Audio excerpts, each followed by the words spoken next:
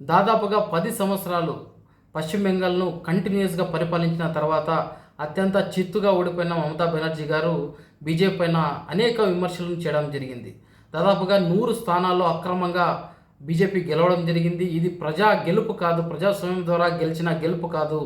కేంద్ర బలాగాలను అంతేకాకుండా central election కమిషన్‌ను ఉపయోగించుకొని బీజేపీ ఈ ఎన్నికల అనేక అక్రమాలకు పాల్పడి విజయాన్ని సాధించడం జరిగింది.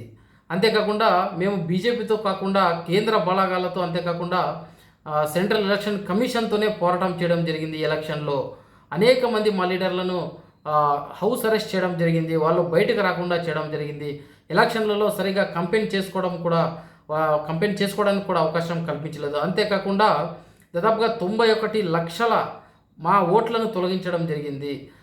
ఎక్కడైతే మాకు బలం ఉందో అక్కడ మా ఓటర్లందరినీ తొలగించి బీజేపీకు అక్కడ ఎక్కువ ఓట్లు వచ్చి గెలిచే విధంగా కూడా బీజేపీ చేయడం జరిగింది. ఈ ఎన్నిక అనేది పూర్తిగా అప్రజాస్వామికం. ఈ ఎలక్షన్ రిజల్ట్ అనేది పూర్తిగా అప్రజాస్వామికం. ఈ ఓటమిని నేను అంగీకరించేది లేదు. నేను రాజీనామా చేసే ప్రసక్తే లేదు. నేను లోక్ భవన్ అంటే ఇక్కడ రాజ్ భవన్ అంటాం కదా, గవర్నర్ ఉండే ప్లేస్ను రాజ్ భవన్ అంటారు. సో ఈ రాజ్ భవన్కు వెళ్ళి నేను అరెస్ట్ చేసే అవసరం కూడా నాకు లేదు. నేను ఈ ఎలక్షన్లో జరిగిన అవకతవకలపైన మా పార్టీ నాయకులతో కలిసి ఒక కమిటీని వేయబోతున్నాను. సో ఎక్కడైతే ప్రాబ్లమ్స్ ఉందో అక్కడ మేము డెఫినెట్గా వెళ్ళి మా నాయకులకు మేము మద్దతుగా ఉంటామని కూడా ఆమె చెప్పడం జరిగింది. అంతేకాకుండా నేను రాజకీయంగా ఎటువంటి పోరాటాలకైనా నేను సిద్ధంగా ఉన్నానంటూ కూడా మమతా బెనర్జీ చెప్పడం జరిగింది. నేను రాజీనామా చెయ్యను, ఎందుకంటే ఇది బీజేపీ ప్రజల ఓట్లతో గెలిచింది కాదు, అక్రమాలు చేసి గెలిచింది. సాధారణంగా ఓడిపోయిన తర్వాత ఏమంటారంటే దొంగ ఓట్లు వేయడం జరిగింది, అక్కడ రిగ్గింగ్ చేసి గెలవడం జరిగింది, ఏదైతే ఓటింగ్ మిషన్స్ని వాటిని మ్యానిపులేట్ చేసి గెలవడం జరిగింది అని చెప్తారు. కానీ మమతా బెనర్జీ ఏకంగా అక్కడ సీట్లను లూటీ చేసింది, అక్రమ మార్గంలో లూటీ చేసింది, ఎన్నికల కౌంటింగ్లో అనేక అవకతవకలకు పాల్పడింది బీజేపీ అంటూ కూడా అనేక తీవ్రమైన విమర్శలు చేయడం జరిగింది. దీనికి మద్దతుగా రాహుల్ గాంధీ గారు కూడా చెప్పడం జరిగింది. 2015 అండ్ 2021 మధ్య జరిగిన ఎన్నికల్లో దాదాపుగా 5-6 సీట్లు సాధించిన బీజేపీ ఏకంగా 207 సీట్లు గెలిచిందంటే ఎవరైనా నమ్మగలరా?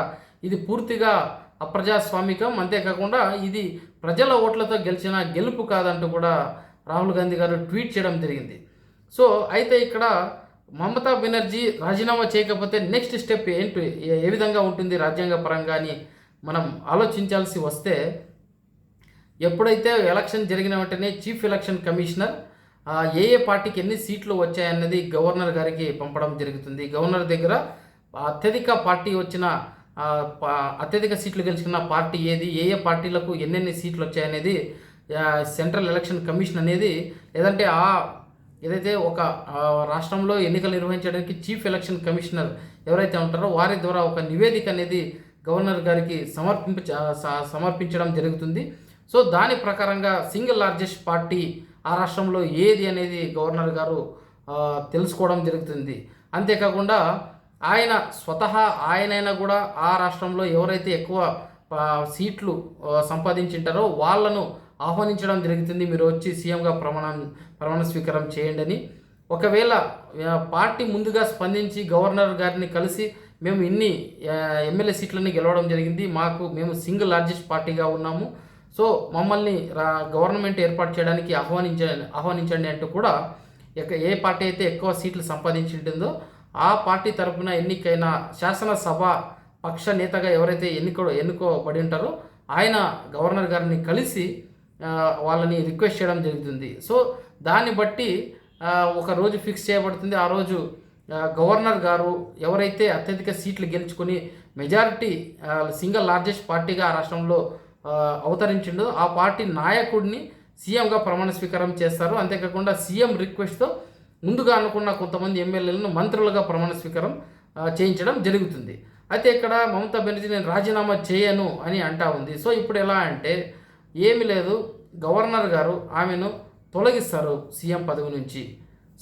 సీఎం పదవి నుంచి ఆమె రాజీనామా చేయకపోతే సీఎం పదవి నుంచి తొలగించి ఎవరికైతే ఎక్కువ సీట్లు వచ్చింటాయో ఆ పార్టీ యొక్క సభాపక్ష నేతను ఆహ్వానించి సీఎంగా చేయడం జరుగుతుంది. అంతే తప్పితే దీంట్లో సీఎంగా మమతా బెనర్జీ కొనసాగుతుంది, ఆమెను ఎవరు దించలేరు, సో ఇక్కడ కాన్ఫ్లిక్ట్ ఏర్పడుతుంది అనేది ఏమీ ఉండదు. ఆమెను నిర్దాక్షిణంగా గవర్నర్ గారు తొలగించడం జరుగుతుంది.